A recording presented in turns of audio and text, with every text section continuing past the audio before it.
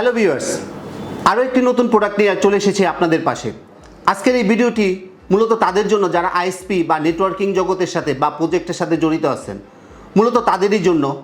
জি, আমি এমন একটি ডিভাইসের কথা বলছি যা নেটওয়ার্কিং জগতে খুবই অপরিহার্য, মূলত সুইচটার কথাই বলছি। আমরা যখন বাজারে যাই আমাদের রিকোয়ারমেন্টসের কমতি থাকে না যে ডিভাইসটা কি পিইউ সাপোর্ট করে কিনা, বা এসএফপি এতগুলো পোর্ট হলে ভালো হতো, বা এতগুলো গিগ পোর্ট হলে ভালো হতো। আজ এমনই একটা সুইচ নিয়ে এসেছি যা আপনার চাহিদা এবং বাজেট পুরোটাই আপনার হাতের নাগালে থাকবে।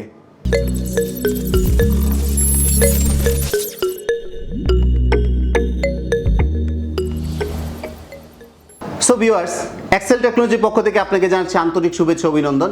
আমি সুমন পোদ্দার আছি পুরোটা ভিডিও জুড়ে আপনার পাশে। সো আজকে আমি যে প্রোডাক্টটা নিয়ে এসেছি তা আমরা আনবক্সিং করে দেখব। আজকে যে প্রোডাক্টটি আমি নিয়ে এসেছি সেটা হচ্ছে মাইক্রোটিকের CRS112-8P-4S-IN। ওকে, চলুন আনবক্সিং করে দেখে নেওয়া যাক।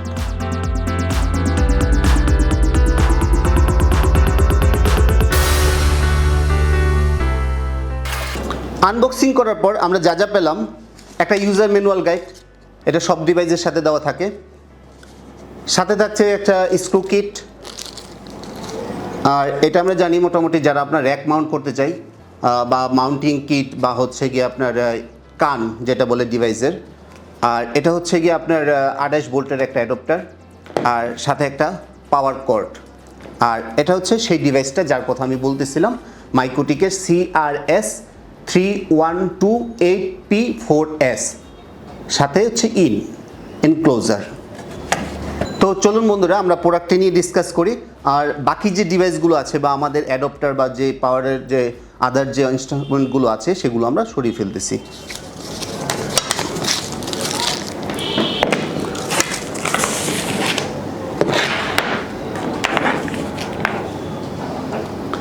জি, প্রথমে আমি আসি যেটার হার্ডওয়্যার ফিচারগুলো কী কী আছে সেটা নিয়ে আলোচনা করি। মূলত প্রথমেই আমরা দেখতে পাচ্ছি একটা রিসেট বাটন। আমরা মূলত জানি ডিভাইসটিকে যখন আপনি রিসেট করতে চান, হার্ড রিসেট করতে চান, তখনই আপনি এই বাটনটিকে চাপ দিয়ে ধরলে ডিভাইসটি আপনি রিসেট হয়ে যাবে। এছাড়াও এর পাশে দেখতে পারতেছি আমরা আরেকটা হচ্ছে কনসোল পোর্ট। এই কনসোল পোর্ট দ্যাট মিনস হচ্ছে আপনি কনসোল পোর্টের মাধ্যমে ডিভাইসটিকে কনফিগার করতে পারবেন, রিসেট করতে পারবেন, বা যেটা বললে মূলত হচ্ছে ম্যানেজ করার জন্য যে বিষয়টা টোটালি আপনি করতে পারবেন কনসোল পোর্ট দিয়ে। এছাড়াও আমরা আরও দেখতে পাচ্ছি যে পোর্ট আছে কয়টা, টোটাল হচ্ছে গিয়ে 8টা পোর্ট। টোটাল ইথার পোর্ট আছে 8টা এবং হচ্ছে গিয়ে এসএফপি পোর্ট 4টা। এখানে 8টা 4টা আমরা আগে নেমের ডেফিনিশনটাতে আসি। এখানে মডেলটা বলতে বোঝাচ্ছে CRS112-8P-4S-IN। দ্যাট মিনস CRS হচ্ছে গিয়া ক্লাউড রাউটার সুইচ, অ্যান্ড হচ্ছে আপনার হচ্ছে 112, এটা হচ্ছে ভার্সনটা, প্রথম যে ডিজিটটা আছে 1, সেই ডিজিটটা হচ্ছে আপনার মূলত ভার্সনটাকে বোঝায়। দেন হচ্ছে 12 মিনস বোঝাচ্ছে আপনাকে যে এটা এখানে যে পোর্টগুলো আছে টোটাল 12টা পোর্ট। হয়তো আপনি প্রশ্ন করতে পারেন, আমি তো দেখছি 13টা পোর্ট। মূলত এটা যখন আপনাকে নেমিংটা করা হয় তখন আপনার কনসোল বা ম্যানেজমেন্ট পোর্ট এগুলোকে বাদ দিয়ে দেওয়া হয়। আপনার টোটাল পোর্ট অ্যাজ এ আপনার ইথার পোর্ট আছে টোটাল 8টা, অ্যান্ড এসএফপি পোর্ট আছে 4টা। প্রত্যেকটা পোর্টই হচ্ছে আপনার 1 gbps পর্যন্ত ডাটা ট্রান্সফার করতে পারে। আর হচ্ছে গিয়ে এছাড়া যদি আমরা পিছনের দিকে আসি, এখানে হচ্ছে গিয়ে কুলিং সিস্টেমটা এই পাঁচটা এবং এই পাঁচটা, যেহেতু এটার মধ্যে ফ্যান ছাড়া, এটার মধ্যে কোনো এনক্লোজার ফ্যান নেই, সেহেতু এটা কুলিং সিস্টেমটা যা করা হয়েছে আপনার ডিভাইসটা মোটামুটি টেম্পারেচারে কোনো গরম হবে না। এবং পিছন সাইডটাও যদি দেখি মানে খুবই ভালো একটা, যে সব সাইডেই তারা আপনার হচ্ছে গিয়া আপনার যে গরম বাতাসটা বা আপনার ডিভাইসটা যে গরম হওয়ার হিট হওয়ার কারণে যেটা আপনাকে ডিভাইসটা হ্যাং করতে পারে সেটা কোনো সম্ভাবনা নেই। আপনার পর্যাপ্ত বাতাস চলাচলের মতো ব্যবস্থা দেওয়া হয়েছে এটার মধ্যে। এবার যদি আমি পিছনের দিকে আসি, পিছনের দিকে দেখতে পাচ্ছি আমরা এখানে একটা আপনার আছে গ্রাউন্ডিং করার বা আর্থিং যেটাকে বলি আমরা, সেটা আপনি এখানে করতে পারবেন। এছাড়াও আপনার হচ্ছে কি এটা দেওয়া আছে এটা মূলত বোঝাচ্ছে হচ্ছে কি আপনার একটা কেবল টাইয়ের মতো, যখন আপনি কোনো একটা পাওয়ার অ্যাডাপ্টার এটার সাথে কানেক্ট করবেন তখন কি করতে পারেন, এই ক্লিপের মাধ্যমে যেন আপনার পাওয়ার কেবলটা নড়াচড়া না করতে পারে, সেই জন্য এই ক্লিপিংয়ের একটা সুবিধা দেওয়া হয়েছে। এছাড়াও আছে হচ্ছে আপনার দুটা পাওয়ার পোর্ট আছে, মূলত একটা হচ্ছে আপনার 28 ভোল্টের আর একটা হচ্ছে 48 ভোল্টের।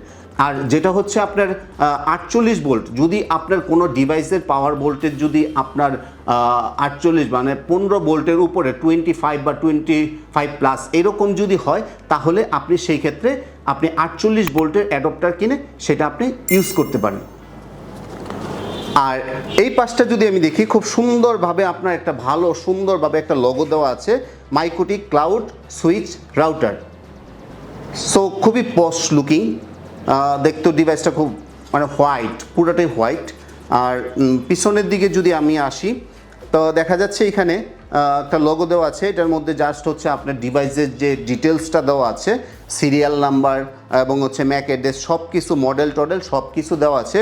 এবং যেহেতু আমরা ডিভাইসটি সরাসরি লাটভিয়া থেকে ইম্পোর্ট করে থাকি, সেহেতু এখানে লাটভিয়ার একটা সাইনও আপনার মেড ইন লাটভিয়া বা রিগা এই জিনিসটা দেওয়া আছে, কারণ এখন তো বাজারে অনেক প্রোডাক্ট আসতেছে যেগুলো হচ্ছে চায়না থেকে। সো আপনারা অবশ্যই কেনার আগে দেখে নেবেন যে প্রোডাক্টটা আসলে কোথা থেকে আসছে। আর অথেন্টিক প্রোডাক্টটা হচ্ছে কি রিগা লাটভিয়া, যেটা আমরা ডাইরেক্টলি এক্সেল টেকনোলজিস ইম্পোর্ট করে থাকি রিগা লাটভিয়া থেকে। এবার আসা যাক হার্ডওয়্যার স্পেসিফিকেশনগুলোর মধ্যে। তো এর মধ্যে যে চিপসেটটা ইউজ করা হয়েছে, যা কোয়ালকমের QC8511 সেই চিপসেটটি ইউজ করা হয়েছে এবং সেটি খুবই পাওয়ারফুল সম্পন্ন, 400 মেগাহার্জের।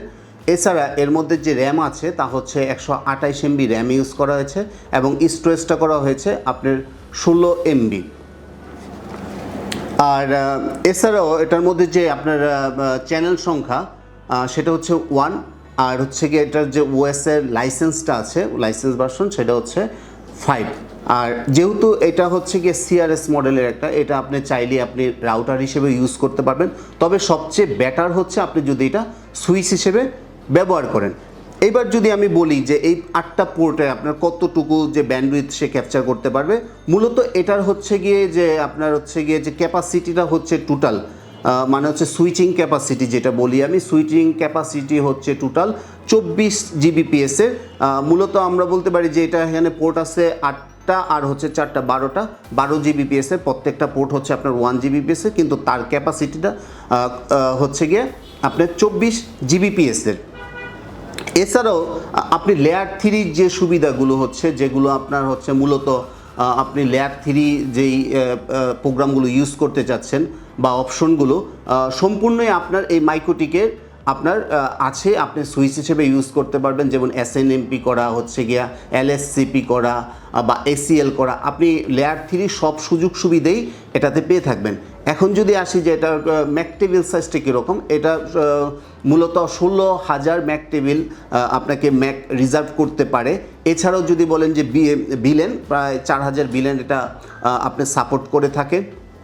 আর টোটালি আপনার যদি বলি যে এটা হচ্ছে গিয়ে যে আপনার হচ্ছে গিয়ে এন্টারপ্রাইজ নেটওয়ার্কে বা হচ্ছে গিয়ে আপনার প্রজেক্টের জন্য এটা খুবই একটা বেস্ট একটা ডিভাইস। এবার যদি আমি আসি এটা পাওয়ারের কথা, পাওয়ারের বিষয়ে যদি আসি, এটা সম্পূর্ণ হচ্ছে একটা পিউই ডিভাইস সাপোর্ট করবে শুধু আপনার ইথার পোর্টগুলোতে আপনি পিউই ডিভাইসটা আপনি সাপোর্ট করতে পারবেন, যে আপনার ক্যামেরা বা হচ্ছে গিয়ে আপনার IP ফোন বা এরকম অ্যাক্সেস পয়েন্ট এরকম যে ডিভাইসগুলো আছে সেটা আপনি এখান থেকে সাপোর্ট করতে পারবেন। এবং যদি তার টোটাল পাওয়ারটা 160 ওয়াট, আপনার যদি কোনো ডিভাইস যদি এটার সাথে কানেক্টেড না থাকে, সে সর্বোচ্চ 10 ওয়াট ইউজ করে থাকে তার ডিভাইসটাকে রান করানোর জন্য। এবং হচ্ছে গিয়া আর বাদবাকি যে আপনার পাওয়ারিং ক্যাপাসিটিগুলো আছে সেটা নির্ভর করে হচ্ছে, যদি আপনি 28 ওয়াটের একটা আপনার অ্যাডপ্টারটা ইউজ করে থাকেন, সেই ক্ষেত্রে আপনি প্রত্যেকটা পিউই ডিভাইসের জন্য 15 ওয়াটের যে পিউই ডিভাইসগুলো আছে সেগুলো আপনি ইউজ করতে পারবেন। যদি এর থেকেও বেশি আপনি চান, পিউই প্লাস পিউই প্লাসের কথা বলছি আমি, তাহলে আপনাকে 48 ভোল্টের অ্যাডপ্টারটা আপনাকে কিনে নিতে হবে। কিনে নেওয়ার পরে তখন আপনি এটা থেকে সর্বোচ্চ যে পাওয়ারটা আছে পিউইতে সেটা আপনি থ্রু করতে পারবেন। সো ভিউয়ার্স, এই ডিভাইসটির সাথে আপনি আরও যা পাচ্ছেন, আপনি 1 বছরের ওয়ারেন্টি পাচ্ছেন, আর এই ডিভাইসটি নিয়ে যদি আপনার কোনো কোয়েরি থাকে বা আপনার আরও কিছু জানার আগ্রহ থাকে, অবশ্যই এই ভিডিওর লিঙ্কের আপনার ডেসক্রিপশন বক্সে নাম্বার দেওয়া থাকবে, আপনি সরাসরি যোগাযোগ করতে পারেন আমাদের সাথে।